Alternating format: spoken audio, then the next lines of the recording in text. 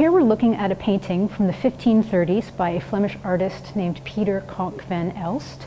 There's a lot to talk about in this work. I'm going to keep it to one aspect for this video, and that is simultaneous narrative.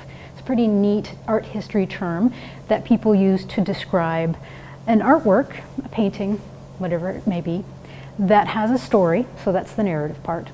The simultaneous part is different parts of that narrative are happening at the same time in one painting. So we're going to look at the central panel here, and in this panel you have in the foreground the most important figures in this story.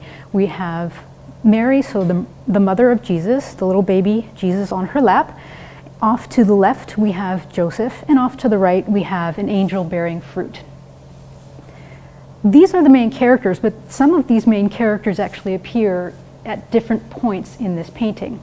So off sort of above the angel's head, we see Mary again at a different stage. She's on a donkey and she's carrying the little baby Jesus. And we also have Joseph sort of, it looks like he's appealing to an innkeeper perhaps, like they're traveling. So Mary has appeared at least twice in this one panel.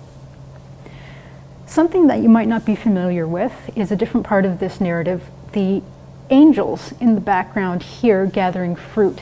This actually isn't part of the narrative that is in the Bible. This is sort of a folk part of the story that has come together sort of throughout history.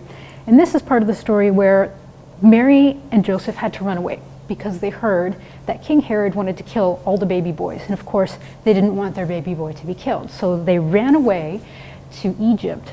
But along the way, of course, they had to eat, and they had help from angels who gathered fruit for them. So that's part of the story that's happening up here.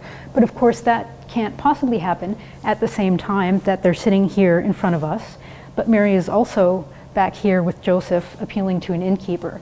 So that's a very good example of simultaneous narratives. Next time you go to a museum and you see the same character at several points in the same artwork, you know that that is called simultaneous narrative.